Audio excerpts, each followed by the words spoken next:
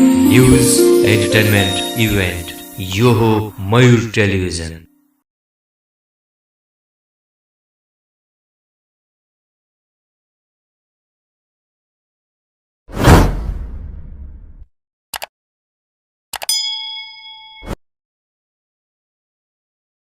नमस्कार, यहाँहरूलाई स्वागत छ मयूर टिभीमा। म प्रास्ता मानन्दर। पोखराको रेस्टुरेन्ट व्यवसायीहरूलाई लकडाउनले कस्तो असर पारेको छ त भन्ने प्रसङ्गमा व्यवसायीहरूको कुराकानी जोड्नेछौँ।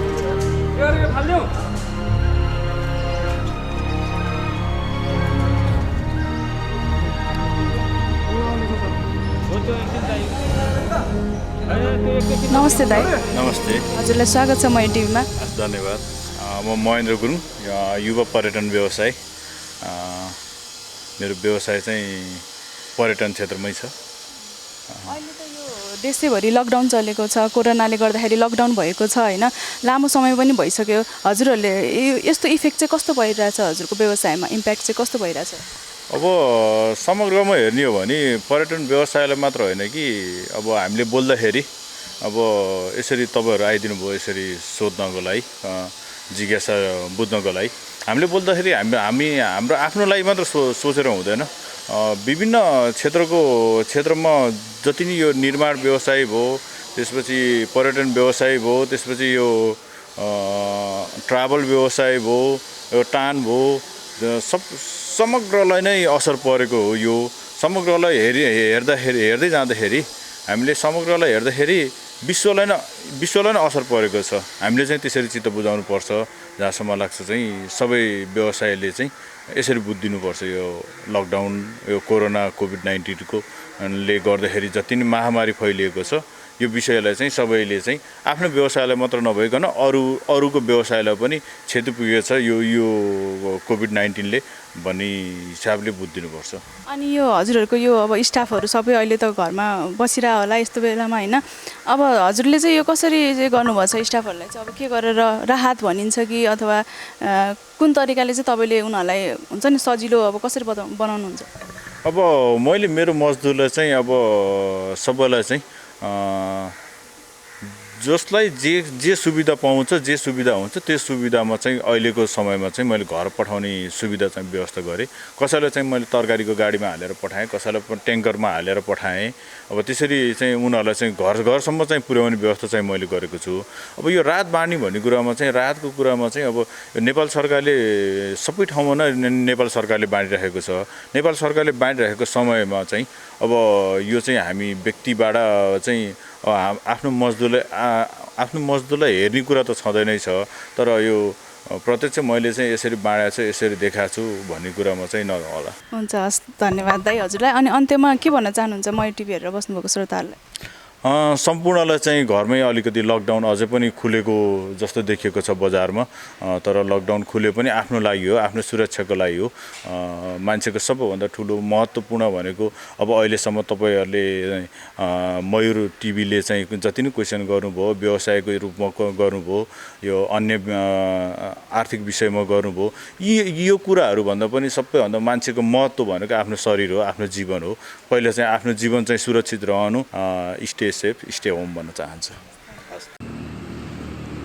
तपाईँ देख्न सक्नुहुन्छ यहाँ धेरै ठाउँ सटरहरू लगाइएका छन्, एका दुई मात्र खोलिएका छन् र यातायातको चाप पनि घटेको छ।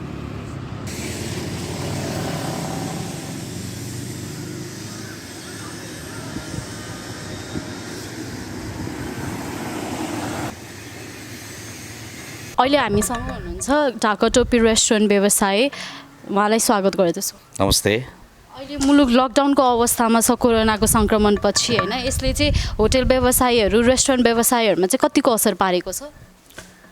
यसमा तपाईँले राम्रो प्रश्न गर्नुभयो। अहिले हामी यो साह्रै पीडाको अवस्थामा तपाईँहरूले यो सोद्धाखेरि यो मनको पीडा भन्नु पाउँदा तपाईँलाई धेरै धन्यवाद यो क्वेसनको लागि। हामीलाई अहिले के छ भन्दा तपाईँको वास्तवमा भन्नुपर्दा यो देश नै अहिले तपाईँको गम्भीर अवस्थामा छ। यो लकडाउन विश्वभरि फैलिएको छ। र अर्को कुरा हामीले के गरिरहेको छौँ भन्दा म एउटा रेस्टुरेन्टको व्यवसायको नाताले हामीले चाहिँ यो कर्मचारीहरूलाई चाहिँ अहिले तपाईँको चाहिँ आफ्नो घरमा पहिला आफू बाँच र पछि चाहिँ बल्ल के गर्न सकिन्छ कसो गर्न सकिन्छ भन्ने कुरा चाहिँ हामीले हाम्रो यो एउटा कम्पनीबाट एउटा ढाकाटोपी रेस्टुरेन्टबाट हामीले चाहिँ एउटा यो नियम बनाएर चाहिँ हामीले हाम्रो कर्मचारीहरूलाई चाहिँ सुरक्षित राखेका छौँ। त्यसमा चाहिँ अब तपाईँको व्यवसायको हिसाबमा भन्नुपर्दा त हामीलाई त धेरै गाह्रो छ होइन, किन भन्दा अब हामीलाई मात्रै नभएर विश्वव्यापी रूपमा आज यो रेस्टुरेन्ट व्यवसायहरूलाई धेरै गाह्रो स्थिति भएको छ। As a part of tourism इन्डस्ट्रीको होइन, उहाँ तपाईँहरू चाहिँ टुरिज्म इन्डस्ट्रीको पार्ट भएको कारणले चाहिँ तपाईँहरू चाहिँ यसलाई चाहिँ कसरी यो टुरिज्म इन्डस्ट्रीलाई चाहिँ कसरी हेल्प गर्नुभएको छ एउटा व्यवसायीको नाताले? हामीले चाहिँ तपाईँको विदेशीहरू यो बाटो चाहिँ हिँडिराखेका छन्, धेरै हिँडिराखेका छन्। हामीले चाहिँ उहाँहरूलाई चाहिँ अब आउनुहुन्छ भने चाहिँ तपाईँको चाहिँ अब सेनिटाइजर लगाएर होइन, साबुन पानीले हात धोएर हामीले चाहिँ उहाँहरूलाई चाहिँ अब हामीले यहाँ नराखेर उहाँहरूलाई बिचमा हाम्रो यहाँ अरू साथी रेस्टुरेन्ट साथीहरूले पनि खाना खुलाउनु भयो होइन, उहाँहरूलाई चाहिँ निःशुल्क खाना खुलाएर पनि हामीले सहयोग गरियो होइन। विदेशी प्रोडक्टहरूको लागि चाहिँ हामीले चाहिँ अब सुरक्षाको लागि चाहिँ सबै रेस्टुरेन्टहरू बन्द गरेर सहयोग गरिरहेका छौँ। यो उहाँहरूकै कन्ट्री फर्काउनको लागि चाहिँ कुनै एउटा मिटिङ अथवा सङ्घले केही गरेको छ कि नै? अब वास्तवमा भन्नुपर्दा त हाम्रो सङ्घ संस्था त रेस्टुरेन्ट छ। अब हामीले चाहिँ हाम्रो प्राइभेट रूपबाटै प्राइभेट संस्थाबाटै भन्नुभन्दा नि हाम्रो रेस्टुरेन्टबाट हामीले चाहिँ जानेका कुरा बाहिर समाजमा निक्लिएका कुराहरूलाई चाहिँ हामीले सरसल्लाह गरेर चाहिँ सम्बन्धित निकायमा चाहिँ हामीले खबर गरेका छौँ। अनि उहाँहरूको चाहिँ रेस्पोन्सहरू हजुरहरूले चाहिँ कसरी ट्रिट गरिराख्नु भएको छ त टुरिस्टहरूलाई, डोमेस्टिक टुरिस्टहरू मात्र नभएर इन्टरनेसनल टुरिस्टहरू? इन्टरनेसनल टुरिस्टहरूलाई चाहिँ अहिले सरकारले चाहिँ अलिकति यो लकडाउन बढी बढाएको कारणले चाहिँ अहिले हाम्रो यो क्षेत्रतिर देखिएको छैन होइन। अब लोकल डोमेस्टिक टुरिस्टहरू भने त हाम्रो यहाँका अब नेपालीहरूलाई नै हो। अब नेपालीहरू त अहिले सबै आफ्नो घरमै हुनुहुन्छ, सायद अहिले त्यसको लागि चाहिँ खासै व्यवसायमा चाहिँ खासै सरकारले पनि त्यति अब लकडाउन गरे भइसकेपछि चाहिँ हाम्रो व्यवसाय त्यति अहिले एक्टिभ देखिएको छैन। हामी चाहिँ अब यही बसिराख्ने, अब लकडाउन गरेर अब यस्तै चाहिँ आफू पनि सुरक्षा हुने, पहिला बाँचौँ अनि त्यसपछि अरूलाई बचाऊँ भनेर हामी बसिराखेको छ। अहिले चाहिँ कसरी युटिलाइज गर्नुभएको छ त टाइम यो लकडाउनको अवधिभर? अहिले चाहिँ अब घरमै बस्ने, अब रेस्टुरेन्ट बन्द गर्ने, बन्द गरेर चाहिँ आफू पनि सेफ्टी, अरूलाई पनि घरमै बस्नु भनेर चाहिँ म यही सूचना दिन चाहन्छु र यसरी नै टाइम पास गरिराखिएको छ, यसरी बसिराखिएको छ। अन्त्यमा मयूर टिभी हेरेर बस्नुभएको श्रोताहरूलाई चाहिँ के भन्न चाहनुहुन्छ हजुर एउटा व्यवसायीको रूपमा? म सबैलाई एकदम पहिला म यो रेस्टुरेन्ट व्यवसायीको तर्फबाट म नमस्कार भन्न चाहन्छु सबैजनालाई। यो एउटा विश्वभरि फैलिएको यो कोभिड-19 ले गर्दाखेरि चाहिँ पहिला तपाईँ पनि आफू सुरक्षित हुनुहोस्, अरूलाई पनि समुदायमा पनि सुरक्षित बनाउनुहोस्। देशव्यापी रूपमा सबैलाई घरमै बसेर सरकारले तोकेको टाइमसम्म चाहिँ लकडाउनमा घरमै बसेर आफ्नो फ्यामिलीसँगै बसेर चाहिँ सुरक्षित भइदिनु हुन म विनम्र अनुरोध गर्दछु यो ढाकाटोपीको एउटा अनरको नाताले।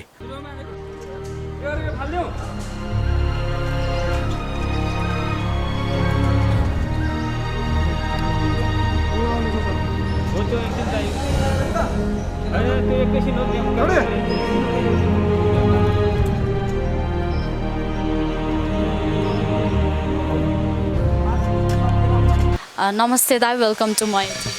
Thank you so much, Vani. How are you? I'm very good, thank you. How are you utilizing your time during this lockdown system? खोइ कसरी भन्ने, I'm spending a lot of time at home. धेरै बाहिर निस्केको छैन, आफैले आफैलाई focus गरेर रहेछ र I'm praying for the world. यो कोभिड-19 चाहिँ सकेसम्म चाहिँ चाँडै अन्त्य होस् भनेर चाहिँ एउटा I just wish because अहिले धेरै मान्छे सफरिङ गरेर रहेछ, सो त्यसले गर्दाखेरि मेरो आत्माले चाहिँ एकदम प्रे गरिरहेको छु है। To say during this lockdown system, what help you have done? लकडाउनमा चाहिँ I did first I feel the heaviness, intense भन्छ नि, तपाईको सरकारले चाहिँ लकडाउन चाहिँ घोषणा गर्नुभयो, so me and my wife we talk about it and my teammates staffहरु यो बेलामा चाहिँ हामीले चाहिँ हाम्रो माया बाड्नुपर्छ भनेर, because people are suffering and people are vulnerable.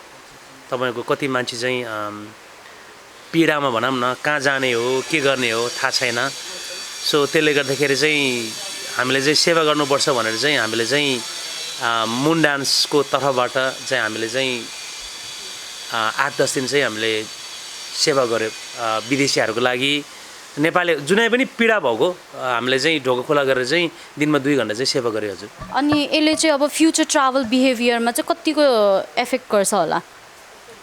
यस्तो छ यो फ्युचर ट्राभलिङमा चाहिँ के हो भने मलाई जहाँसम्म लाग्छ दिस प्रब्लम इज भनौँ न होल मेन चाहिँ तपाईँको युरोप अमेरिका चाइना इन्डिया सबै ठाउँमा हानि रहेछ सो यसलाई चाहिँ तपाईँको यति ट्राभल गर्ने मान्छे पनि मलाई जहाँसम्म लाग्छ सबभन्दा पहिला त भ्याक्सिन निस्किनु पऱ्यो मान्छेलाई सेक्योर फिलिङ हुनु पऱ्यो नि अनि हामी नेपालमा भएको अब टुरिज्म सेक्टरमा लागेको सर्भिस सेक्टरमा भनौँ न हामीले पनि एकदम प्रिकसन लिएर चाहिँ राम्रोसित सर्भिस गर्नु पऱ्यो सकेसम्म चाहिँ तपाईँको चाहिँ यो सोसल डिस्टेन्स मेन्टेन्स गर्नु पऱ्यो अनि एकदमै हाइजिनमा फोकस गर्नु पऱ्यो होइन किनभने हामी नेपालमा त हाम्रो भनौँ नेपाल मात्रै होइन कि स्पेसली थर्ड वर्ल्ड देशहरूमा चाहिँ अलिकति हाइजिनमा चाहिँ हामी त्यति साह्रो फोकस छैन मलाई जहाँसम्म लाग्छ यो कोभिड-19ले चाहिँ यसलाई चाहिँ धेरै सिकाएको जस्तो लाग्छ मलाई मयूर टिभी हेरेर बस्नुभएकालाई चाहिँ अकर्डिङ टु यु के भन्न चाहनुहुन्छ एनी मेसेज फर देम म स्पेसली यो मयूर टिभीलाई चाहिँ एकदम